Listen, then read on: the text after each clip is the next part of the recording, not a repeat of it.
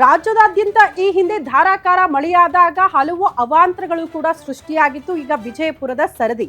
ನಿನ್ನೆ ಕೂಡ ಬಹುತೇಕ ಕಡೆ ಮಳೆಯಾಗಿರುವಂತಹ ಪರಿಣಾಮ ಹಲವು ಅವಾಂತರಗಳಾಗಿದೆ. ಮತ್ತೊಂದು ಕಡೆ ರೈತರಲ್ಲಿ ಮುಂಗಾರು ಮಳೆಗೆ ಸಂಬಂಧಪಟ್ಟಂತೆ ಮಂದಹಾಸ ಇದ್ದೇ ಇರುತ್ತೆ. ಕಾರಣ ಬಿತ್ತನೆಯ ಕಾರ್ಯಗಳು ಚುರುಕಾಗುತ್ತೆ ಇನ್ನು ಮುಂದೆ ಅನ್ನುವಂಥ ಕಾರಣಕ್ಕೆ ಸಂಬಂಧಪಟ್ಟಂತೆ ಈಗ ವಿಜಯಪುರದ ಕಡೆಗೆ ಹೋಗೋಣ. ಅಲ್ಲೂ ಕೂಡ ಮಳೆಯಿಂದ ಅವಾಂತರಗಳಾಗಿದೆಯಾ, ಯಾವ ರೀತಿಯ ಪರಿಸ್ಥಿತಿ ಇದೆ ಅನ್ನೋದನ್ನ ದೃಶ್ಯಗಳ ಸಮೇತ ನಿಮ್ಮ ಮುಂದೆ ಇಡ್ತಾ ಇದ್ದೀವಿ.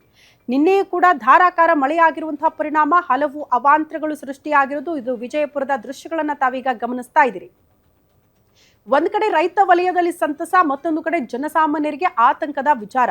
ಯಾಕಂದ್ರೆ ಧಾರಾಕಾರ ಮಳೆಯಿಂದ ಹಲವು ಮನೆಗೋಡೆ ಕುಸಿತ ಆಗೋದು, ಮನೆ ಒಳಗಡೆ ನೀರು ನುಗ್ಗೋದು, ಹಲವು ಅವಾಂತರಗಳಿಗೆ ಸಾಕ್ಷಿ ಆಗ್ಬಿಟ್ಟಿದೆ ರಾಜ್ಯ.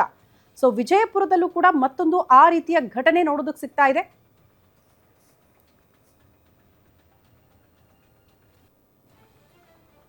ಇದು ವಿಜಯಪುರದಲ್ಲಿ ನಿರಂತರ ಮಳೆಗೆ ಅವಾಂತರ ಸೃಷ್ಟಿಯಾಗಿರುವಂತಹ ಎರಡು ದೃಶ್ಯವನ್ನ ನಾವು ಗಮನಿಸ್ತಾ ಇದ್ದೀವಿ. ಮನೆಯಲ್ಲಿದ್ದವರು ಮೃತಪಟ್ಟಿದ್ದಾರೆ. ಕಾರಣ ಮನೆಯ ಮೇಲ್ಚಾವಣಿ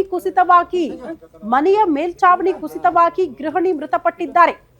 ವಿಜಯಪುರದಲ್ಲಿ ಆಗಿರುವ ಘಟನೆ. ಧಾರಾಕಾರ ಮಳೆ, ಮನೆಯ ಮೇಲ್ಚಾವಣಿ ಕುಸಿತ, ಮನೆಯೊಳಗಡೆ ಇದ್ದಂತ ಮಹಿಳೆ ಸ್ಥಳದಲ್ಲಿ ಮೃತಪಟ್ಟಿದ್ದಾರೆ. ಅವರ ಮೃತದೇಹವನ್ನ ಆಚೆ ತೆಗೆದಿದ್ದಾರೆ ಅಲ್ಲಿನ ಜನ.